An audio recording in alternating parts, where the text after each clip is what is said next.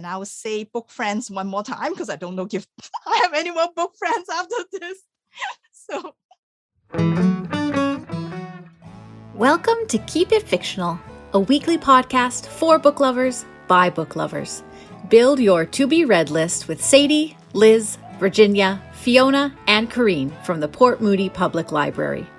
Warning, this podcast contains strong opinions and may cause an increase in your library holds list.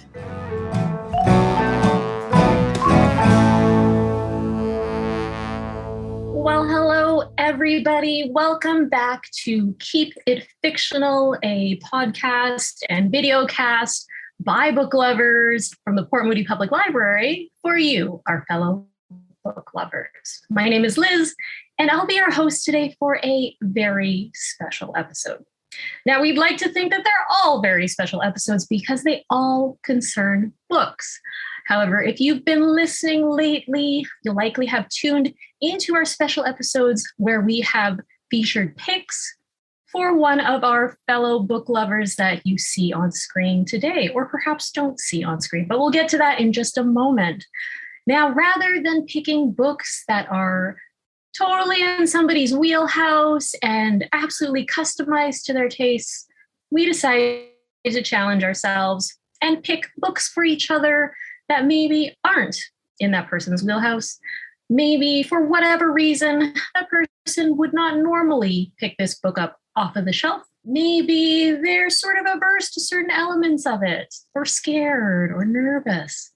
But it's okay, because we're here to find those books to sort of help crack that perception and hopefully bring them some joy and entertainment. So this is not a torturous exercise for the person, hopefully. It is meant to expose them to things they may be missing out on.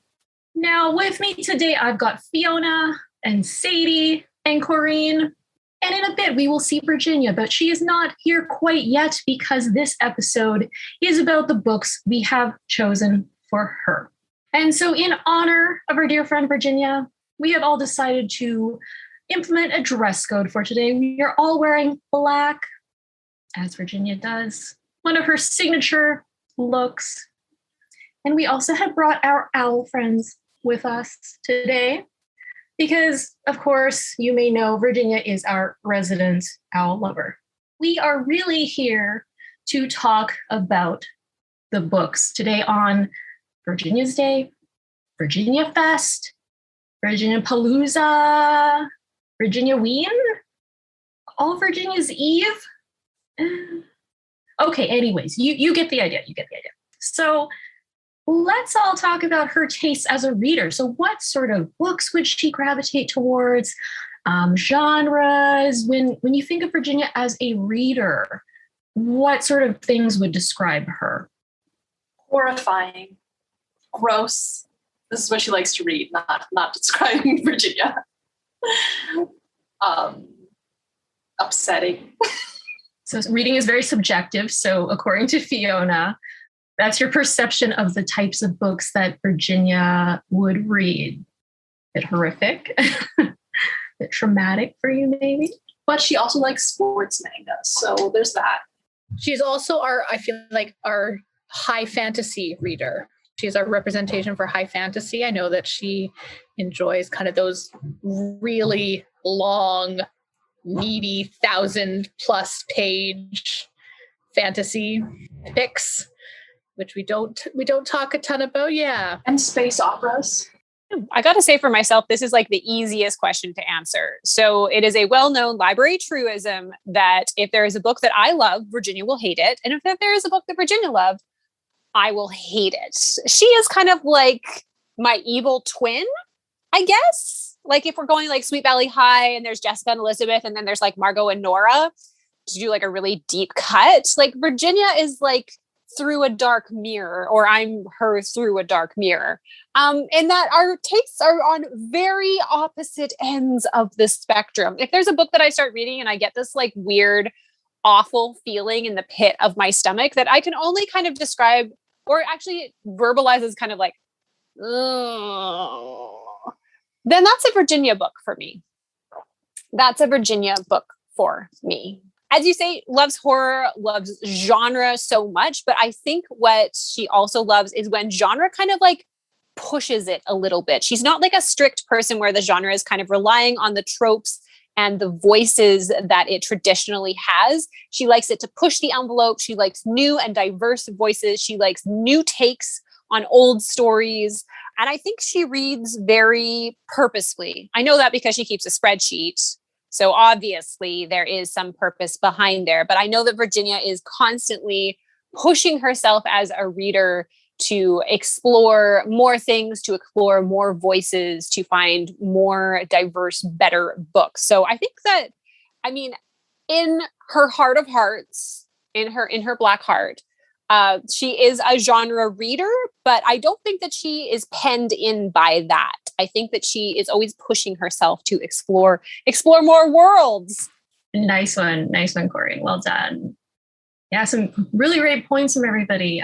Definitely agree on the, being a diverse reader, despite being very selective and having very strong opinions about the types of books and stories that Virginia will gravitate towards, which is something I really admire about her. She's so well read.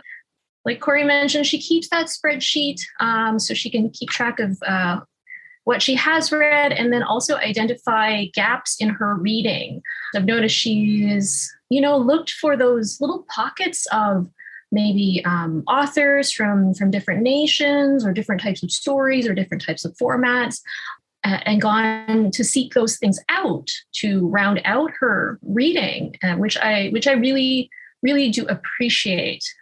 I also love that lately she's been downloading a lot of advanced copies of books that I have also downloaded. And I trust her opinion as kind of like the litmus test, like, oh, that was a really cheap use of this plot device, which ruined it for her, and just feedback like that, like that's so precise and like articulate. I'm like, oh, okay, yeah, no, I'm not going to waste my time on that. Thank you so much.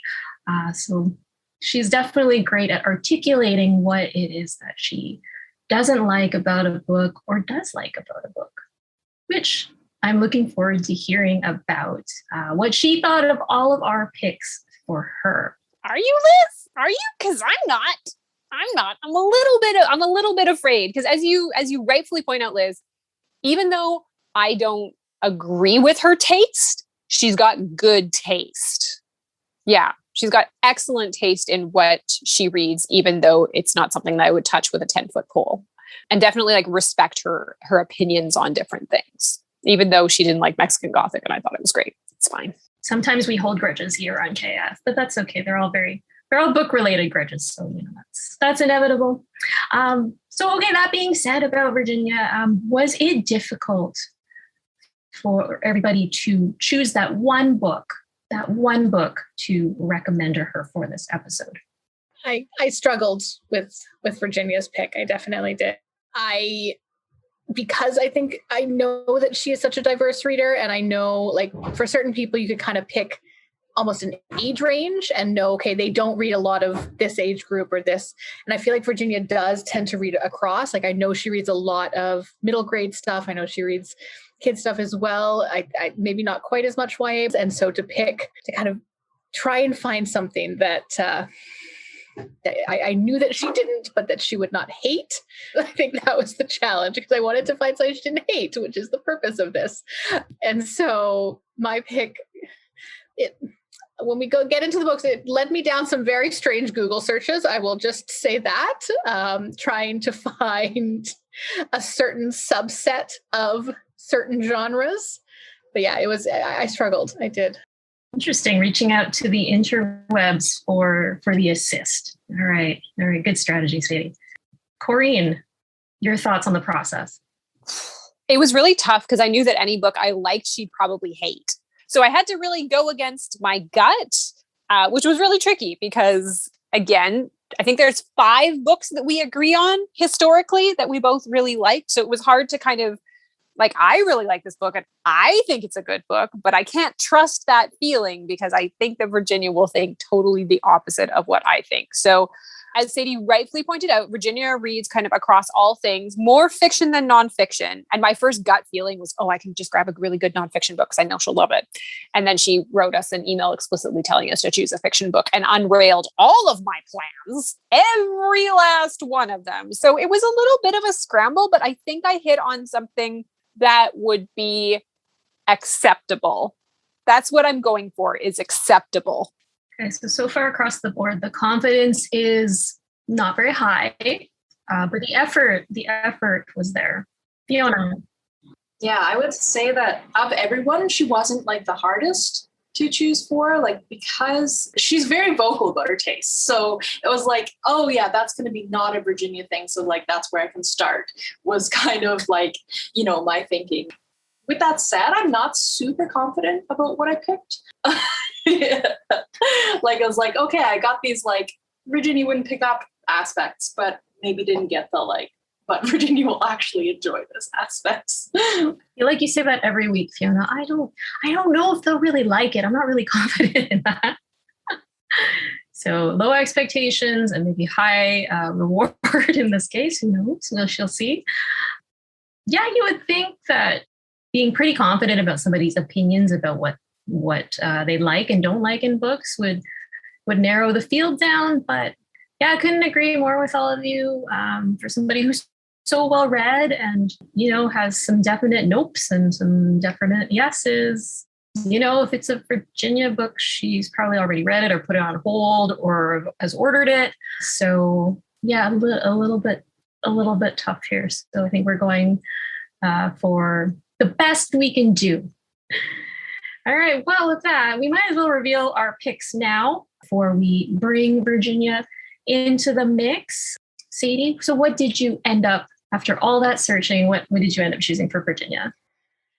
All right. So my tactic for this was, for lack of a better term, creepy romance, because I know that romance is something that Virginia will generally not gravitate towards. If it is in a book, she does not usually like it, if it's kind of the forefront of that. So I wanted to find a romance, but I didn't just want to give her just a straight romance book because I figured that was too far out of her reading habits. So I tried to find a horror romance book that had enough of the horror elements, but still had romance. So as I said, it led me to some interesting Google searches for creepy romance books, which takes you down a path you don't want to go down. And I generally just threw out everything that it suggested to me. So the one that I did decide to go on, it's not technically classified as a romance, but it does have romance. So it is Jayne Ann Krentz, The Vanishing. And it takes place in a town close to Seattle. And the town is called Fog Lake. It's a very small town. And kind of the premise of it is that decades ago, something happened in this town called the Incident. And no one really knows what happened. There was an explosion in the caves, and an unknown gas was released into this town. And in the aftermath of this, it caused residents of this town to gain supernatural abilities. So it also has a supernatural aspect, which I know Virginia does enjoy reading. But because of this event, this town was brought to the attention of quite a few government agencies, and they did not want to basically be used as research experiment. And so they passed it all off as side effects of food poisoning and convinced the government to go away. So now this is happening some years later. And our protagonists, we have Catalina and Olivia, and they own an investigation firm in Seattle, and they use what they have developed from the incident as another site to solve crimes and to solve these cases. But then Olivia disappears. And so Catalina is now trying to go on this search to find what has happened to her friend. No one really takes the disappearance seriously. And this is where our romance comes in. So enter Slater Argenbright from some shady organization that, yeah, right? Good name. Romance name. It's definitely a romance name. And he takes an interest in this case and takes an interest in helping Catalina. And kind of as they go, they learn that Catalina and Olivia are the only two surviving witnesses of something that happened in the caves, a murder that happened in the caves. And that is why they are being targeted and why Olivia has disappeared and why Catalina's life may also be in danger. So that is the book I chose. I hope that it had enough kind of mystery, creepy aspects to it, but then I was trying to address the romance side of things in a way that Virginia would not necessarily go for. I think Jayne Ann Krentz as an author, depending on the bookstore or the library, is sometimes shelved in romance, sometimes shelved in fiction. So I was kind of thinking that was my line of thought when I chose that book. So that was The Vanishing by Jayne Ann Krentz. Thank you, Sadie. Quite the story. Quite the romance pick, romance name choice for her to use for the mail. Interesting. That doesn't draw you in. I don't know what will. Okay. Well, Corene, do you have a book with a fancy schmancy name in it? Oh, I have fancy schmancy names to spare. Don't you worry about that. Okay. So again, I could not trust myself. And I think some of us went to kind of like middle grade or YA because like, oh, maybe we can find something in there. Because it was between this and The Alienist. I was like, oh, I don't know if Virginia could do like a straight up historical mystery. So instead, I just went with one of the categories that I know she's not fond of, which is just historical. Instead of like doing like a 1-2 punch, I just did like a 1 punch. This metaphor is getting out of hand. Okay, so I went with a kids historical fiction that I'm going to firmly put into the box called literary. It's very artsy. It's an artsy book. Like it's capital A art. It is by a Newbery Medal winner, which I know Virginia and I have feelings about. So I'm building this case really well. But I think there's enough appeal factors in it that it might have worked. And so I chose the book by Laura Amy Schlitz, which is Amber and Clay. It is a kid's book. It just came out this year. I suspect it might be up for some sort of Newbery honor, if I'm being totally honest, because it is very artsy and right up the committee's alley. And it takes place in ancient Greece. So, Virginia, if I'm remembering correctly, I know she knows Latin. And I know that she was a classics major. Pretty sure. She knows a lot more about the classics than your average person on the street. So I was like, So if I just tie it into what she already knows, maybe she'll find it interesting that way and ignore how much art is going on. And it's a little bit horrifying because about halfway through the book, one of the main characters is struck by lightning and straight up dies. Like deadity dead, and is a ghost, which is a bold move for a middle grade novel told in 2 verses that one of them dies in the middle of it. So I kind of thought this might work, maybe. It is about one boy who is born as a slave who calls himself Common as Clay. He is, I should have asked Virginia how to pronounce these, Raskos. And a kind of highborn, aristocratic, but very wild Athenian girl called Mellisto. And it kind of chronicles them from their birth, where they are born in these very different circumstances. Him as a son of a woman who has been captured from this horse island, Thessaly, and brought to be a slave, and who is eventually sold and taken from him. And the life of this very privileged aristocratic girl who, nonetheless, because she is in Athens, is looked down upon and hated by her mother because she was born a girl and that they don't have a son. And eventually Raskos's mother ends up being a servant to Mellisto. So there is this kind of like link of fate between the two of them. And speaking of fate, throughout the book, there are the different stories of the different gods who kind of pop up to throw in their 2 cents about what's going on. And you kind of follow their stories as they slowly intertwine, as they go about their lives in kind of meticulously researched detail about what was life like in this particular time in ancient Greek history, as well as there are kind of like little bits of archaeology that are thrown in, like illustrated bits of archaeology that kind of help tell the story as you go along. And eventually, as I said, one of the main characters straight up dies. And the mother of Raxos goes to the grave of Melistos and essentially curses this girl to wander the earth, unresting, unable to find peace until she frees her son.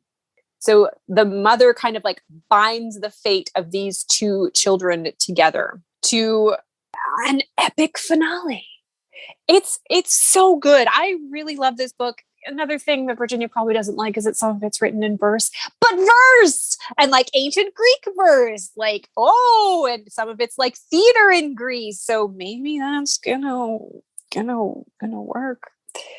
Yeah, it is a truly beautifully written, really, really well thought out book that I think Virginia is open to different formats if it makes sense as to why they are in that format. And if the format kind of like lifts the story up a little bit, then it is worth it. And I really do feel like the format and the choices that Laura Amy Schlitz made to kind of format this around those kind of Greek conventions really works. So I'm hoping that's enough. An interesting pick. It sounds like something I'd want to read.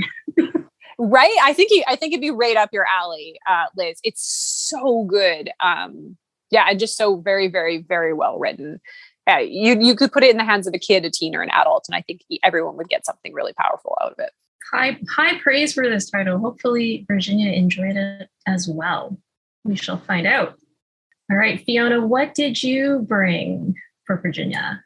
Okay, so I chose Adam Silvera, History is All You Left, which is a genre that's very up my alley. It is a realistic YA, which I love. And I know that Virginia tends to gravitate more towards horror and magic, so it's pretty out of left field for her.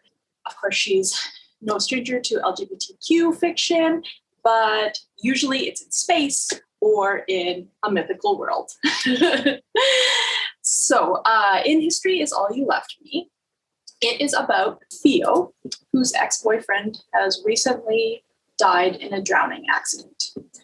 It takes part in the present and the past, exploring their relationship, and also the present time in which Theo is the ex who passed away, and Griffin is the POV character. And so the present time follows him and also looks at his relationship with Jackson, I want to say. Yeah, Jackson, who was dating Theo at the time of his death. So it is a romance, and it's a sad romance about dealing with grief and moving on after losing someone you love. So pretty heavy, pretty un-Virginia-like. Oh, and I am really sorry if you did read this, Virginia, and you just like didn't enjoy those feelings, because I realized that essentially my approach was like Sadie, to choose a romance, because I felt like that was the least Virginia thing. And then my goal was that I wanted to choose something that would make Virginia feel a lot of feelings.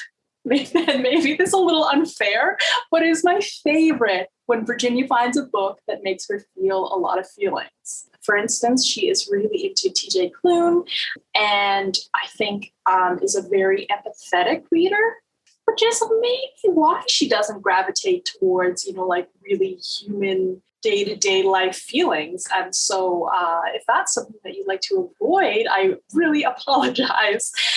But I love it when Virginia gets really invested in characters, and she just wants the best for them, and you can just see how passionately she feels for those characters. So that is ultimately why I chose this book. Adam Silvera is just a very well-respected YA author. He's a great writer, and he is known for giving you all the feels. So I hope you had some of the feels, and I hope some of them were good, Virginia. Interesting strategy, tugging at those heartstrings. Oh boy. As always, I always seem to have an alternate pick that I'm 100% sure of. And then in the 11th hour, I decide I need to scrap it for whatever reason. So what I initially chose, and I was so sure about, and I'm pretty sure it even like hit her desk, was something called Fall Down 7 Times, Get Up 8. And it is originally written in Japanese by Naoki Higashida. And I ultimately ended up scrapping it because it is a memoir, and decided to respect the wishes of Virginia and go more for the fictional route. But I thought she would appreciate that one, Fall Down 7 Times, Get Up 8, because it's a first-person account of what it's like to be autistic, to be neurodiverse. So I thought she would really appreciate that one. That being said, so I decided to also go the YA route and pick something that had a little bit of romance, had a little bit of sports, so something else, a topic that she also usually doesn't gravitate towards unless absolutely necessary, like our sports themed shows. But that being said, I thought that a lot of elements of this book may be up her alley. So this one's called Furia, and it is by Yamile Saied Méndez. And she is an Argentinian-American author. And this one's actually on my to-read list. I've heard wonderful things about this from some youth librarians I know. It seems like this one might be a good one. Anyways, it focuses on Camilla. She is a teen soccer player living in Argentina, but on the pitch, she is known as La Furia. Her brother is a rising soccer star and the former love of her life, of her young life. He has gone pro and he plays for Juventus in Italy. And if you know anything about international football, that is a big deal. So Camilla's team qualifies for a South American tournament, and this could be the catalyst for her dreams. And one of her dreams is to get a scholarship to a North American university and move there and play there and become a soccer star in her own right. However, despite the success of her brother, of other people that they know in their community within soccer, her family doesn't think that it's appropriate for females to play soccer. Now, to attend the South American tournament, she does need the permission of her family to go. Now, add to the mix the return of that former love on holiday from his schedule in Italy to throw a wrench in things. She's dealing with her own personal feelings about love, but also about pursuing her own dream and doing the things that she wants to do and achieving the goals that she wants to achieve. So I thought Virginia might be able to access this book because it does deal with a very strong female character with ambition, with goals and aspirations. It's also taking place in South America, which I've noticed a couple books, like she's started to read books in translation and that talk about life in South America and how maybe the political climate in certain countries affects the common person there, which definitely, social mores definitely do affect Furia or La Furia in this case. So I hope you like it, Virginia. It's on my to-read list. So I'm kind of counting on you to give it a good review because otherwise I don't know if I'll pick it up. So this is Furia and it's by Yamile Saied Méndez. It's a lot of pressure. I feel like that's a lot of pressure. It's a lot. I think we're really feeling the pressure on this one. Now that we've gotten that all out of our system, I think it's time we bring Virginia to the table. Welcome, Virginia. You've got your owl friend too. I brought my owl. I woke him up. He's sleeping, supposed to be, but Excellent. He's up now. Our book friends, we've got our owl friends. Excellent. So how did that feel, Virginia, hearing yourself talked about? Is there anything you want to clear the air about? Any misconceptions, misperceptions that you want to address? I think everybody was being super nice about saying Virginia is very picky. You are all having so many beautiful words to describe how picky I am. And that's fine because I'm totally picky. Like, you're totally right. I am super picky. I am super opinionated about my books and strong feelings, like all you said. And I love Fiona's opening. Horrifying and gross and upsetting. That is totally true. That is totally true. You know, so thank you for using all the nice words to describe this really annoying, picky person. So, and it's really so much fun listening to. You have all said that in the previous episode. Listening to yourself being described as a reader is really interesting. You know, but I feel like all of you got it, like sort of everything was true. But like, I'm definitely picky. I'm trying hard to like read more different things, but something about it that has to be a little weird, a little odd. You know, I would do historical fiction if there's something weird in it. And it's nice to know that there are other people who know you and love listening to why everybody picked whatever book it is. You know, those were very interesting. So yeah. So speaking of those book picks, without talking about the books quite just yet, were your guesses as to who selected which title fairly accurate? So I was 100% sure about Corene's. 100% sure of Corene's.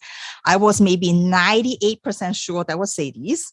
So I feel like if I got Sadie, then I might have got the other two, but I mixed up Liz as your pick and Fiona because I was pretty sure Fiona was going to pick a sports book for me. I was so sure she was going to do a sports book. And I feel like History is All You Left Me is very much a Liz book. And I feel like Furia is very much a Fiona book too. So yeah, but I was pretty sure some romantic suspense is going to come from Sadie. I was pretty sure of that. So creepy romance. Sadie delivers. Sadie always delivers. You're just spreading the word about, you know, the paranormal stuff. Yeah, spreading the word. All right, well, we'll take the spotlight off of Virginia for a moment. Although I do request that you answer this question as well, Virginia. We'll take a little bit of a break, maybe extend the suspense before we hear what Virginia thought about the 4 books that we've chosen for her. So my question to everybody is, what does your ideal day of reading look like? Have you experienced it already? Oh, of course, Liz. Every Sunday, every lazy Sunday. Perfect day is I don't have anything to do for the rest of the day. That's key. Schedule clear. I wake up. Do I get out of bed? No. I reach over and grab the book that I was reading the night before and just kind of like luxuriate in bed for a couple of hours and then slowly roll myself out of bed, get a Dr. Oetker's spinach and cheese pizza, put it in the oven because I can eat it and read at the same time, which is very important. And then I'll move over to my couch reading. And then depending on the weather, it's got to be between about 21 to about 27 degrees Celsius. I will go outside on my little chair that I bought and read out there if I can get the shadows exactly right. And then I will roll back into my bed for the rest of the evening and probably read until 3 o'clock. That is my perfect day. Very detailed. A highly detailed itinerary down to the brand of frozen pizza you enjoy. Fiona, what's your ideal reading day like? Any pizza involved or? Probably not pizza. I'd get up early, but not Virginia early, and get in the car and listen to my audiobook as I drive to a coffee shop. No, a brunch spot that's 45 minutes away. So I get a good listen in. And then I'll crack open my physical book while I'm there in the coffee shop, having my leisurely breakfast and coffee. I have a question, actually, a clarification. Is the physical book the same as the audiobook, or are they 2 separate books? Okay, I was actually thinking about that. They could very much be the same book. Sometimes it's really nice to do that, but I think... Yes. Okay, we'll go with that for simplicity. Liz is giving me a what? No. I like it because then you've got the voice in your head, but like sometimes, but then you just get to do something different. And then you go, and then I'll go back to the audiobook when I'm driving home. And later I'll do a walk an audiobook and a cook an audiobook and a sew an audiobook. And then just end the night on the couch, reading the physical book. I love that your perfect day of reading has you specifically driving out to like Chilliwack. I like to drive. I'm one of those people. And it's just because audiobooks exist. That's why I like it. Now, is it the same audiobook in the drive as well as while you're crafting later in the day? I think I'm imagining like a really perfect audiobook, one of those ones that just like really draws you in and like you want to live in that world all day. So yeah, it's a perfect audiobook where like you can listen to it for 8 hours in one day. Perfect audiobook, perfect reading day. All right, Virginia, what's your ideal day of reading like? Well, it's going to have to start at 4 a.m. when nobody is there, obviously. And it will have, I can read in the bed because I will fall asleep. Bed is for sleeping. I can't. I'll just like sliding down and like, you know what? Yeah. So definitely have to sit somewhere like properly on the couch. Maybe it has to be raining outside. It's going to be nice and cool. So none of this hotness right now, just nice and cool. Raining is great because like I don't usually listen to other things. Like I don't like it when there's like other noise, like TV, radio, whatever on while I'm reading. But raining noise is like the perfect soundtrack for reading. So, and then of course, coffee. If somebody can just keep filling my cup, that I don't have to get up, that would be perfect. So don't need a lot. Sounds nice. And I have a feeling that Sadie's perfect reading day might have some overlap with yours, Virginia. Yes. Yeah. So I would try to picture kind of like the imaginary perfect reading day and like the perfect reading day that I've had and trying to find like which one to describe. So I'm actually going to describe the one that I've had, and it starts in a weird way. There is a 8-kilometer race that I used to run in Victoria every Thanksgiving weekend.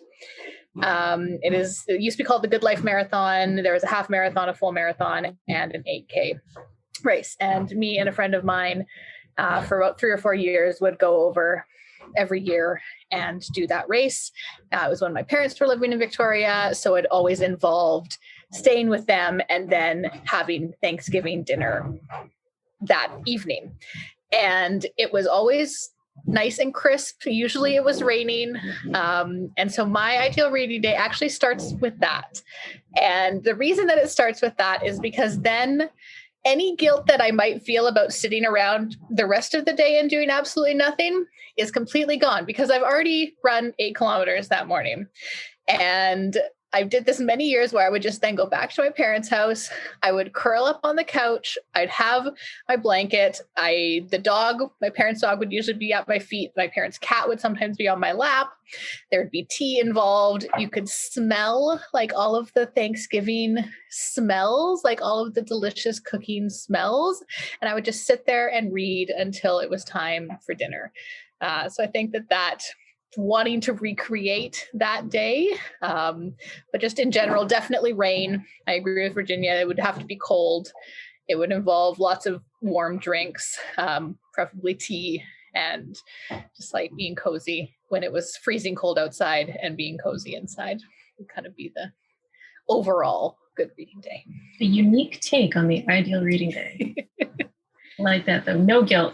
Should never have guilt for a reading day. It's true. What about you, Liz? Yeah, a lot of similarities. A cooler day outside, so I can be cozy inside. Couch, blanket, cat, endless supply of books, no other commitments, no interruptions, endless supply of hot beverages, food on demand, somebody else cooking. That would be wonderful. So one day again, we will get there. Like Sunday. Ah, Sunday. Sunday is not always a day of rest for all of us, sadly. I don't know. I wish it was a thing. Well, with that being said, it's time to turn back to Virginia and reveal all of our fates. Okay, maybe that's a little bit dramatic, but to reveal what you thought of our book picks. So, Virginia, I turn the floor over to you. Oh yeah, I have a few things to say before that. that never bodes well, I understand. But first of all, you all know me. One of the things you didn't mention is that I am a firm believer of life is too short, so did not finish is a valid status for books. That's my philosophy. But because these 4 books were for my book friends, they're like presents to me. So I did read all 4 of them from beginning to end. Maybe I scanned a few pages here and there, like those romance scenes, but I did read all 4 of them because I feel like that's the least I could do. So just keep that in mind when I'm talking about the books. I did read all of them. Okay. Secondly, you also all know me that I have absolutely no control over my facial expressions and muscles, which means whatever I feel about something, you can tell right away from my face. So I hope you will forgive some of the honest opinions that might come your way, because even if I try to do it with the beautiful words that you all have, you can tell from my face. So I'm not even going to try.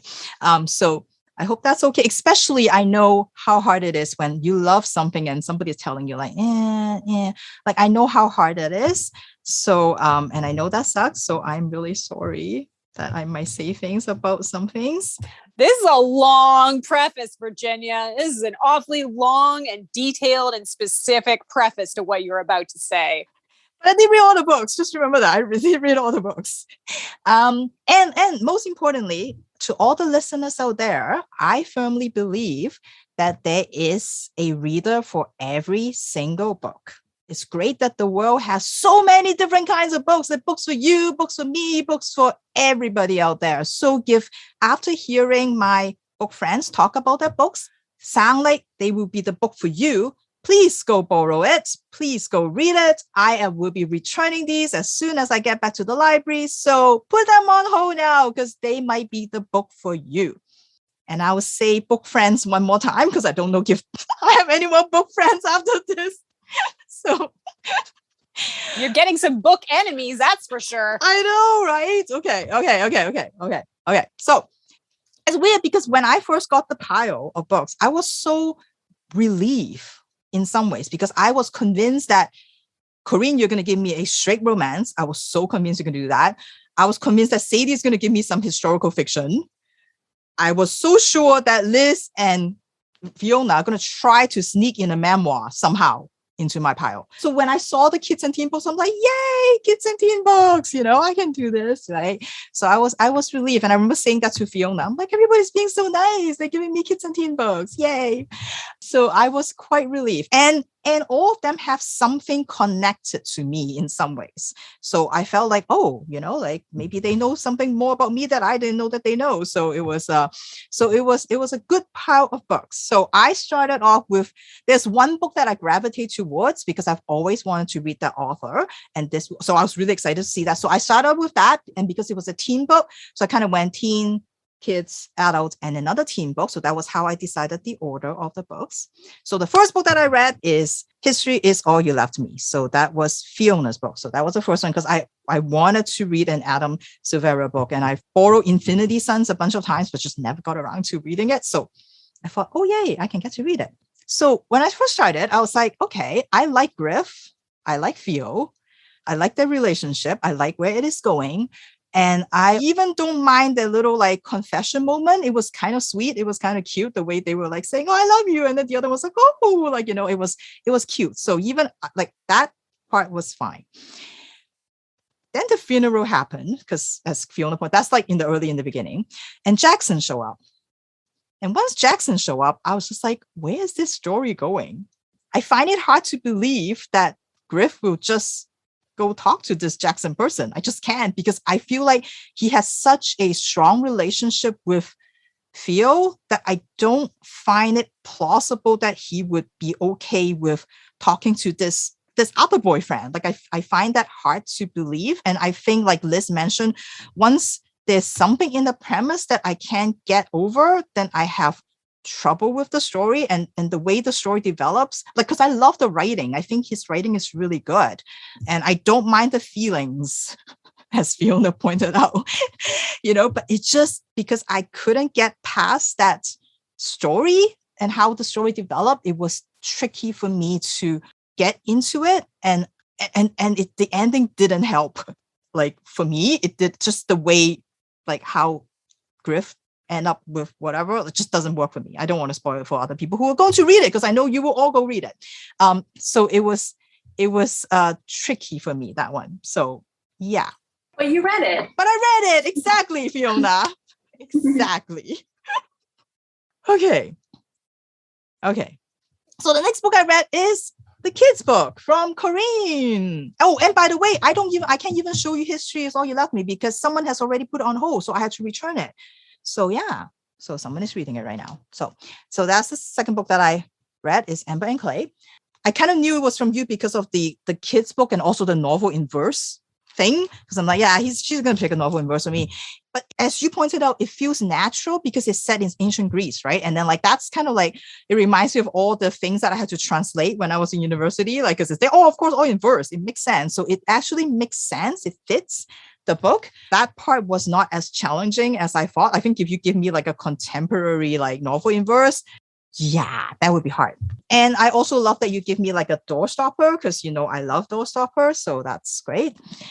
But as you said, Corene, a book that you love is likely not going to be a Virginia book. I knew it.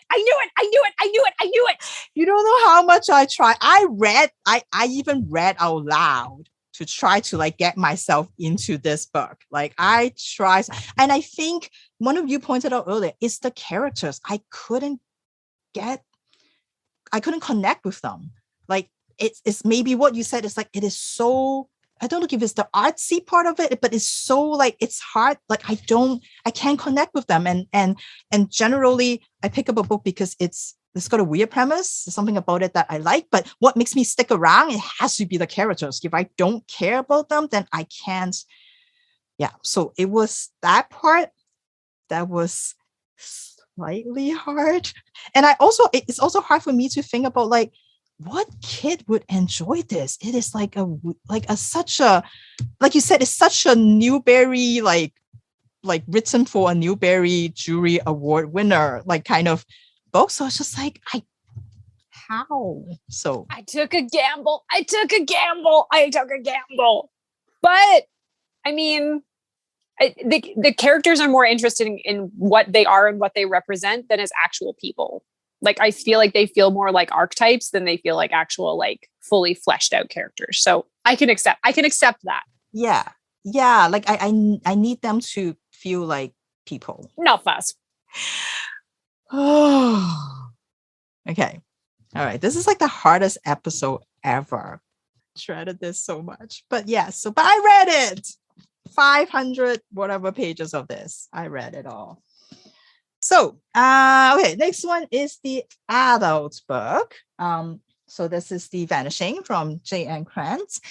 So I came to this with a bit of a bias. So Sadie, that's like, I feel like it's me, totally is my bias, because the only romantic suspense book that I've ever borrowed is a Jayne Ann Krentz book, because I was looking for a book about cults. That's why it was funny that I'm like, it's interesting that she picked this offer for me, because I was like, that one was like a lot more romance, I think. I never finished it. And I was just like, so I was biased kind of against it. I'm going to admit it. I was also biased, I think, because for the last year, I couldn't get into thrillers. I had a lot of trouble with thrillers. I don't know why. Like, I used to read them, but I just find like I just couldn't get into them. And so that makes it hard for me. And it's funny because you haven't read it, right? No, okay. Because it's not actually very much romance. Like, nothing really happened until really late. And then those pages I can just skip. So that was like fine for me. Because it was very short periods of like romance stuff in it. And it also wasn't, I think what it was is that like, I feel like it's kind of like, how I love spicy food. And I was trained to eat spicy food when I was like a little kid. So I've had built up years and years of trained spicy food, and I have no more taste buds. Like everything's got burned off. So basically, unless you're super spicy, I don't feel it. And I feel like that's kind of like this, because this is very, very mild. Everything is mild about it. And I can just imagine this to be a really like kind of like one of those TV shows on like NBC that it's perfect for that. Like everything kind of makes sense, everything ties together, but it's not like it's okay for network TV because it's more mild. I don't know. It's sounding really bad.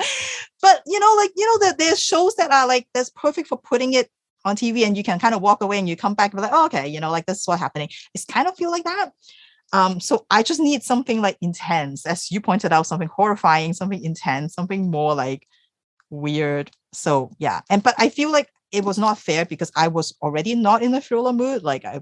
So this would be the thriller that I read this year. So that I can check off. So yeah. That's fair. Totally fair. Is it? I don't know. It is. Of course it is. Okay. Yeah. And I was like, kind of like when you were talking about it earlier, I was just like, maybe she should have picked me one of those like weird horror romance that you found online. Maybe I would probably like it better because it's weird and extreme anyway. So, all right. Last but not least is Furia. But from this, the one that I'm so sure was Fiona.